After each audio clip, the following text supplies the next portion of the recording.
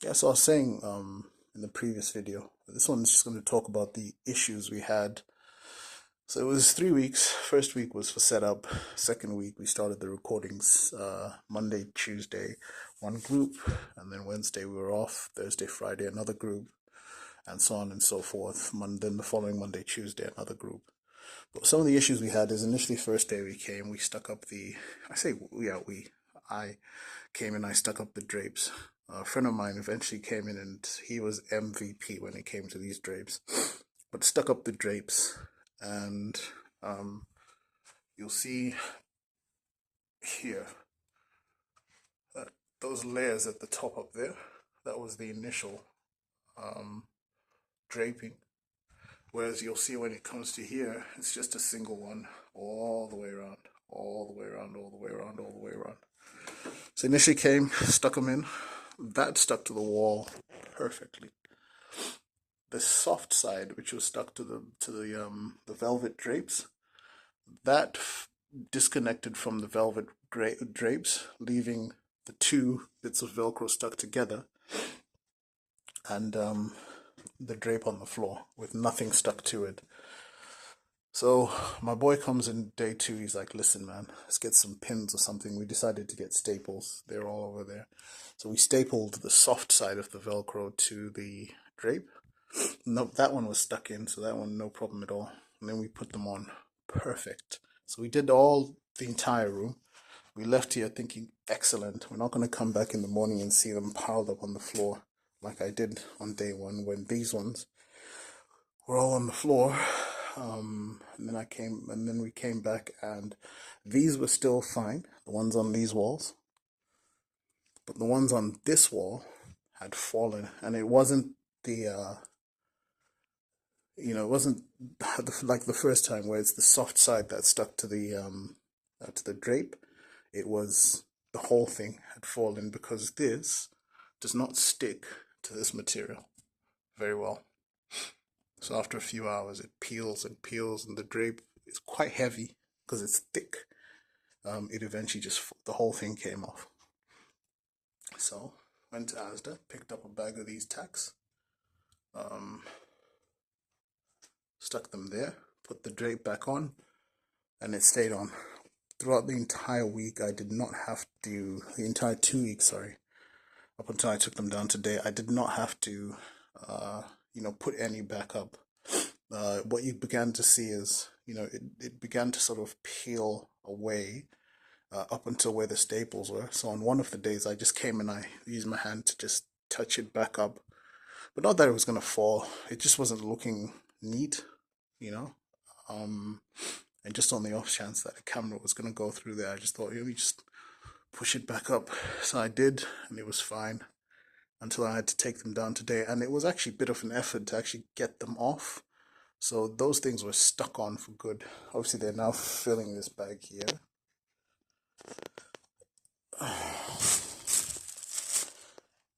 The other issues we had were with the drums. So this thing was built, and we met up a few times over a couple of weeks to plan how we were going to build this. What I wanted, what I was going to do with it. What material we're going to use for the wood. If we're going to paint it. How big the panels should be, how high they should be. We initially started with something, then we backtracked, and we went through all sorts. Even the angle on these hinges was to determine, what angle do we want, what would be the best, because they don't bend. Once they're in place, they're in place. And it was built looking fantastic until I brought the kick in, which is that. In fact, I'll show you what I mean.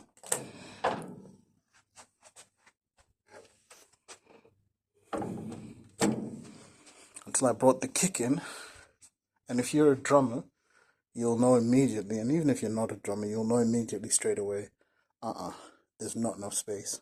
Because once you try and fit in, this has to be a crash stand, a hi-hat, and a snare have to fit somehow in there. And then here, floor tom, ride stand, crash stand, then floor toms are quite wide. That's a massive floor tom. That had to fit here. and then the drummer stool, the kick pedal, da da da. So straight away we realized, uh-oh, this is going to be interesting because it's not big enough. It's not big enough. So that was one issue we had. Another issue we had. Thankfully, all the drummers but the last one who came were short. I mean, they were really small guys, really young guys, but very small. And they played really well. So we were able to get them in. Another issue I had is when I slotted the cameras in, because of the thing that was sitting on here, the roof, the camera, I couldn't angle it how I wanted it. So you'll see from the videos, you can just about see the top of the head of the drummer. Or in some clips you can't see their head, especially if they lean back. So this is another issue we had with the kit space. So these panels come apart, and these ones are fine. So this one's fine, this one's fine, this one's fine, and this one's fine. What we're going to do is we're going to take this one out, okay, which is just that little bit there. It's going to take it out, get rid of it, and we're going to make a bigger one, which is going to slot in that position. And these ones don't need to change. These two are okay. Make a bigger one that slots, which will widen the space that the drummer has to look out. I've already got quotes, and we're already going to make plans to, can you believe that stands taller than this? Anyway, that's another case altogether. So yeah, this middle section is going to go, and then we're going to get a wider bottom panel, which is going to be much wider and wider glass. And then what we're going to do is, that's how it's going to expand. This doubles up, and I'll keep that, because this doubles up as a vocal booth, by the way. So I can do any sort of studio work, put that back on top and cover the back. And it just doubles up as a vocal booth. As you can see, when I came here, the sound of my voice changed because it's dampened, because I'm right in between the acoustic paneling. And you can just hear the difference when I'm talking next to it in terms of the reverberation, as I am when I'm out of it and I'm talking far away from it. So for those who are saying, oh, do these acoustic panels really work? They actually do. They do. They work really, really significantly, and you can hear the difference even now in my voice as I come closer to them and go far away from them, and I come out back here. You can hear there's a massive difference. So yes, they work. So that's the second issue we had. The first one was with the drapes. The second one with the drums. The third issue we had again was with the drums. The back was open. Now I wasn't expecting that would have all this stuff in the back there, all these car speakers and stuff. I thought that was going to be gone, and I thought this drum shield was going to be up against that back wall where the window is, and I was going to put it at an angle, and then those panels were going to block the back. So all the noise from the drums was flying back out and bouncing off the walls and coming back this way. So for the monitor that was here for the singers, if we had a really loud or strong drummer, which we did, especially night one, it meant that there was still the issue I was trying to avoid by having that build, was that the singers were fighting with the drums. I mean, that's always going to be a case, and had we not built that and just used a standard drum shield made out of whatever, fiberglass or perspex or whatever it is they call it, it would have been a nightmare. That was a lifesaver with all the stuff that went on it. So, the main issue was just the fact that I couldn't place that against a wall and then drape the back of the wall. It would have made it really nice for the drummer, but that was a big issue. Well, not a massive issue, but it was an issue. We still managed to muddle through with the singers, and we still managed to get some really, really good audio out of the vocal. Because I just took down, I think we only put keys in there and maybe a little bit of bass, but then the rest was just singers, and I pumped them through. So they could hear themselves, they just couldn't feel that atmosphere of having other instruments through the monitors as well. So there was a bit of a trade-off there. But as you can see from the videos, it came out really well anyway. So lessons learned for next time.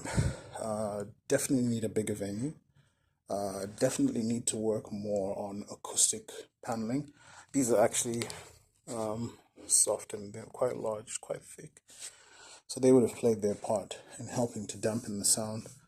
But yeah, bigger venue, lessons learned, more lighting, and like more colored lighting. Like the lighting we had for this was fine. In fact, it was actually a bit too strong. And at one point, I had to turn one of them off because it was just too bright for the singers. So lighting was fine, but I need more, fancy lights, different colors jumping around, etc. So that's lessons learned for next time.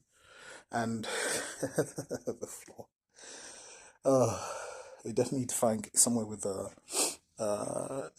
cleaner floor so we can actually show a little bit more. I mean, it didn't really mess up the videos that much, but we had to be very careful with the cameras. And we also had to bring in carpet.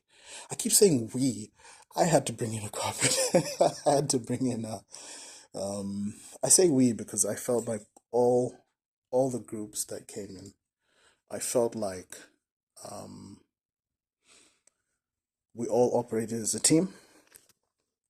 So I didn't feel like it was just me putting this on. Um, so that's the reason why I keep saying we. It just feels like um, the way everything worked together. It was all teamwork. Everyone who came to sing and play, no one got paid. It was all volunteering. I didn't have to pay anyone, and nobody had to pay me to do this for them. So the plan worked.